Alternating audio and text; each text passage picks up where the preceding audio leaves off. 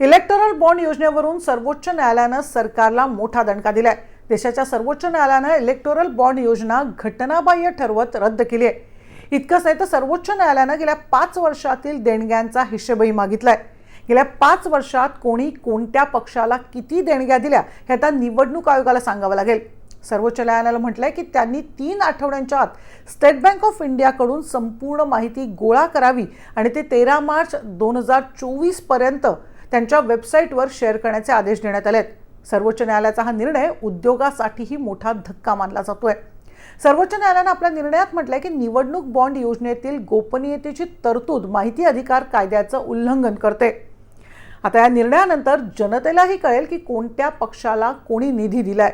Electoral bond योजनेच्या वैधतेला आव्हान देणारी याचिका 4 जणांनी न्यायालयात दाखल केली होती। या याचिकांवर सुनावणी करताना सर्वोच्च न्यायालयानं विशेषतः लोकसभा निवडणुकीच्या पार्श्वभूमीवर दूरगामी परिणाम करणारा निर्णय दिलाय। आर्थिक मदत करणाऱ्या राजकीय पक्षांची ओळख गुप्त राहिल्यास लाचखोरीचं प्रकरण उद्भवू शकतं, अशी भीती सर्वोच्च न्यायालयानं व्यक्त केली। यावर निकाल देताना कोर्टानं मागील दरवाजा लाचखोरीला कायदेशीर मान्यता दिली जाऊ शकत नाही। ही योजना सत्ताधाऱ्यांना निधीच्या बदल्यात पक्षाकडून फायदा घेण्याचं साधन बनू शकतात। मतदारांच्या हक्काबाबतही कोर्टानं स्पष्ट केलंय। हे संपूर्ण प्रकरण राजकीय पक्षांना गुप्त देणग्या देणाऱ्या इलेक्टोरल बॉन्ड योजनेशी संबंधित आहे। या प्रकरणात 5 न्यायाधीशांच्या घटनापीठाने 3 दिवसांच्या सुनावणीनंतर 2 नोव्हेंबर 2023 रोजी आपला निर्णय राखून ठेवला होता। आपला निर्णय राखून ठेवताना सर्वोच्च न्यायालयानं भारताच्या निवडणूक आयोगाला 30 सप्टेंबर 2023 पर्यंत या योजनेअंतर्गत विकल्या गेलेल्या इलेक्टोरल बॉन्ड्सबाबत डेटा सादर करायला सांगितलं होतं। काँग्रेस नेत्या जया ठाकूर, मार्क्सवादी कम्युनिस्ट पार्टी आणि NGO association for democratic reforms यांच्यासह 4 जणांनी इलेक्टोरल बॉन्ड्स किंवा निवडणूक देणग्यांवर याचिका दाखल केल्या आहेत। याचिकाकर्त्यांचं म्हणणं आहे की इलेक्टोरल बॉन्ड्सच्या माध्यमातून मिळणारा गुप्त निधी पारदर्शकतेवर परिणाम करतो, त्यामुळे माहितीच्या अधिकाराचंही उल्लंघन होतं। त्या शेल कंपन्यांच्या वतीनं देणगी देण्यासही परवानगी देण्यात आल्याचं ते सांगतात। इलेक्टोरल बॉन्ड्सवरील सुनावणी गेल्या वर्षी 31 ऑक्टोबर पासून सुरू झाली होती।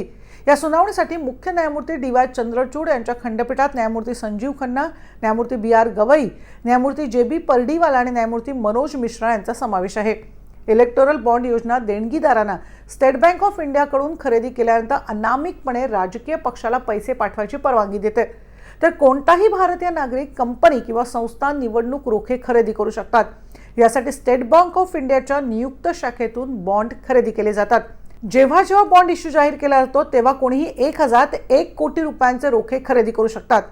बँकेकडून बॉन्ड खरेदी केल्यानंतर देणगीदारांना त्यांच्या नावावर भरून कोणत्याही पक्षाला बॉन्ड देऊ शकतो। 2017 मध्ये केंद्र सरकारने वित्त विधेयकाद्वारे संसदेत इलेक्टोरल बॉन्ड योजना सादर केली। संसदेनं मंजूर केल्यानंतर 29 जानेवारी 2018 रोजी इलेक्टोरल बॉन्ड्स योजनेची अधिसूचना जारी करण्यात आली। यातून राजकीय पक्षांना देणग्या मिळतात। असोसिएशन ऑफ डेमोक्रेटिक रिफॉर्म्सच्या वतीने इलेक्टोरल बॉन्डला सर्वोच्च न्यायालयात आव्हान देताना कॉर्पोरेट्सकडून मोठ्या प्रमाणावर याचा वापर करण्यात आल्याचं सांगितलं। ज्यांनी पक्षांना असा निधी दिलाय ते लोक याद्वारे धोरणात्मक निर्णयांवर प्रभाव टाकू शकतात। त्यामुळे इलेक्टोरल बॉन्ड जाहीर करण्याच्या सर्वोच्च न्यायालयाच्या आदेशामुळे पक्षांबरोबरच उद्योगासाठीही मोठा धक्का मानला जातोय। आमची माहिती तुम्हाला कशी वाटली तुम्ही आम्हाला जरूर कळवा। त्यासाठी सबस्क्राइब करा timesnowmarathi.com ला। इतकंच नाही तर बेल आयकॉन प्रेस करायला विसरू नका। पाहत राहा timesnowmarathi.com।